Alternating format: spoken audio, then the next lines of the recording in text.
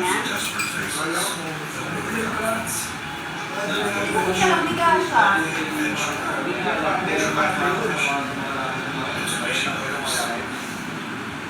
Paano? Higa?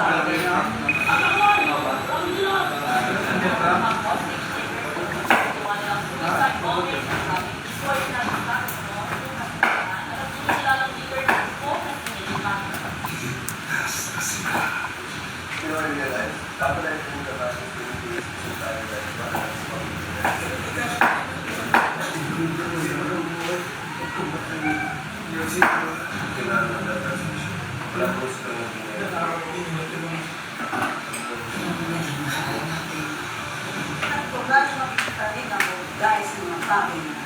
Mga tabi.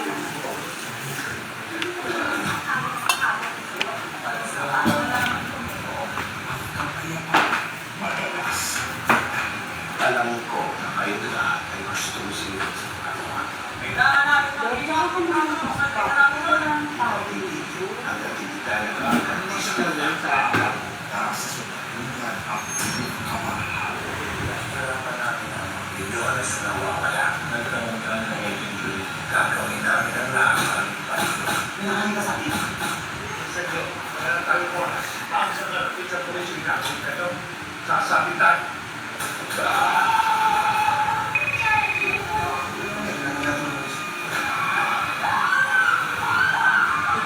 Mas magiging mapula ang gabi. Huwag na huwag mong susubukan ang dahilan. Dahil maniwala ng sipilidos ito ang nangyari sa iyo. Wala nang higay na kapag nanonood ka. Nang magagawa ng pulis kapag may positives ka rin. Dahil hindi patapos ang kalpa. Pagkabukas na yan. Gagawin natin gusto nyo ba? Gagawin natin yung gagawa tayo na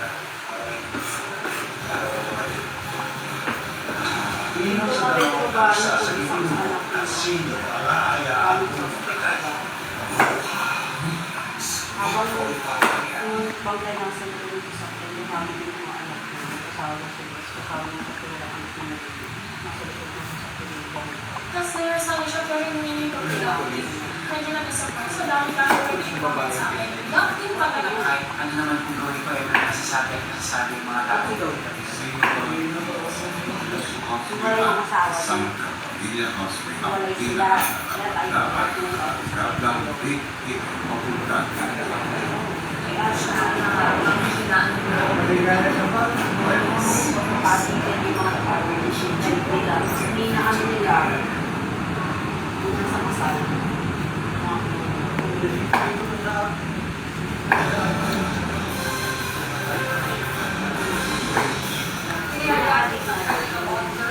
Kaya pwede yung bata. Diba namatay yung anak ng kulay sa lalaki bata?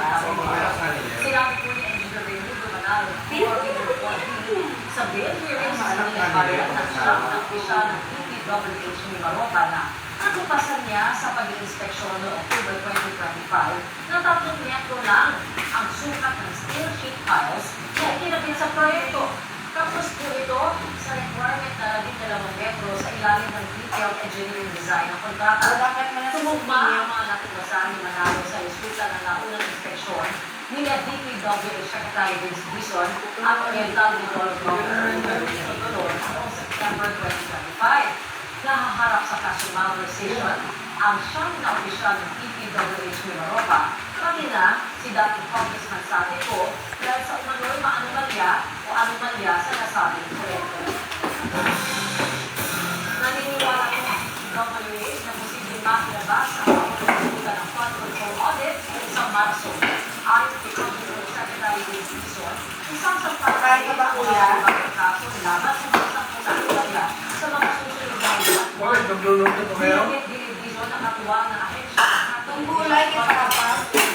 at Caritas Philippines sa pagkokolekta ng mga resources sa anomalya. Meron tayong memorandum of cooperation kasama ang CDC, Caritas. Kaya po namin yung Kasi hindi pa kaya ng mga ko, hindi pinag-page lahat. Kuya, Libo-libo na ako. So kailangan talaga Oo, dahil lang. ng citizens, ng ating pag simbahan, kanin mo, ng ano ating yung mga NGOs, para mag-monitor. ba't yun? Kain ka na, Sophie? Sa pagtataya naman ng video, Sabay tayo? aabot sa akin. Ano to eat? Contractor sa mga breakers. Nag-eat daw si Sophia. Sa blacklist, ayon kay Palace Press Officer Yusef de la Castro, 16 na kontratista na ang ipinuproseso ng Philippine Contractors Accreditation Board. Sa kabila nito, ininuul ng DPWH na hindi maapektuhan ang mga government projects. Kung nakita masama ang lagay sa people, Ba't hindi na natin gusto, ano? ang lagay ng ano ba, Kasama case. sa bahagi ng sama. Ano dala niya ba?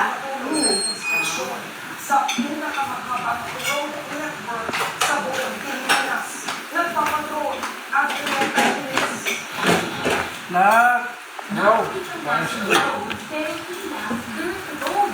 Ganito inilarawan ni Public Works Secretary Vince Tizon ang bahagi nito ng Maharlika Highway sa Sabah ng Inspeksyon nito Lunes bilang maganda sa malawakang rehabilitasyon ng pangunahing road network. May mga kamaling sarado ang isang lane dahil sa road reblocking habang sira-sirahin ang natitirang lane kaya presado Dito pa, oh. yung itinuturing na sa mga mga ng Maharlika Highway dito sa probinsya ng Samara. Ang nakanyang news namin kahit na kami sasakyan na siya, nasa 5 kilometers per hour, 6 kilometers per hour lang. Dun sa driver ng bus, Pero pang ano to, stop kasi. ay baka ma-trigger na yung aircraft na sasakyan. Sabi ni Samar Governor Larry Antang, naantala ang biyahe ng truck. Construction areas, yung mga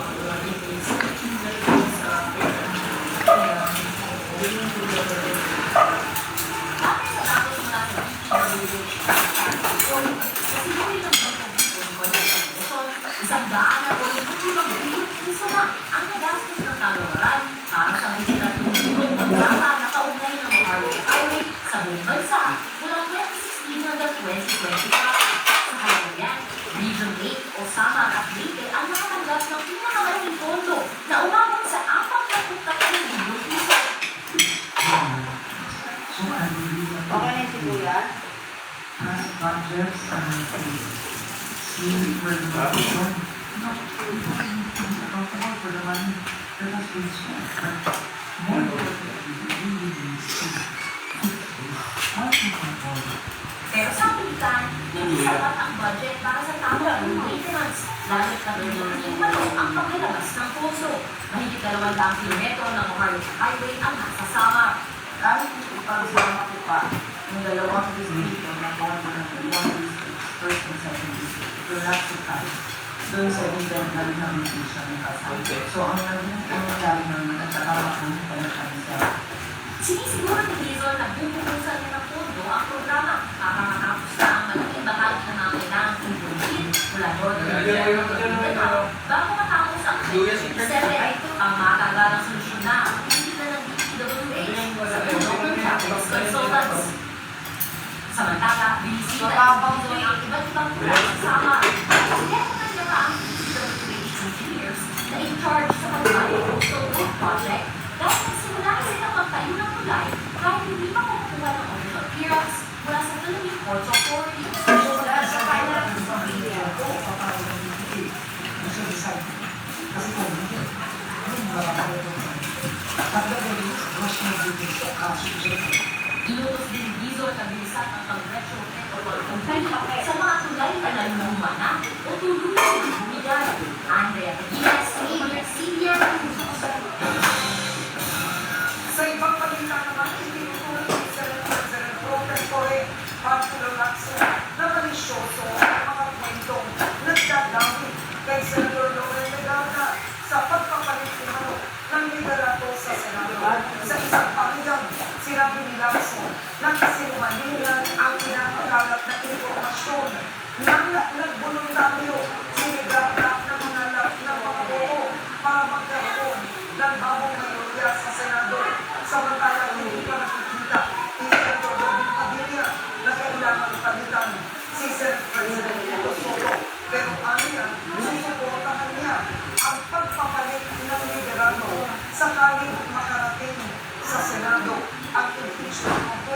laban kay Vice President Sara Duterte. Wala namang kumakausap kay Senate Deputy Majority Leader J.D. Ejercito tungkol sa balitang ni Senate Kung umubong ang balita sa liderato ng PDM. Ipinagdinarina ng ilang senador ang naturang impormasyon. Kung ako ay halimbawa, magkakaroon ako ng pag-anaay na magbalik ng leadership. Kausapin na halimbawa, yung business. Ay, leader. Ano yung business? Ang ibig sabihin talaga, I have to know. Sila kayo yung leadership. Part of the leadership. So, yun na pwede sa mga mag-gap o lumipat. So, I'll be probably one of the last. Wala na ba? Isinanggit ng isang sa dating Senate President na Manny Villar ang nakakatang na iligal na pamamaraan sa kanyang umanyang Villar na Holdings Corporation.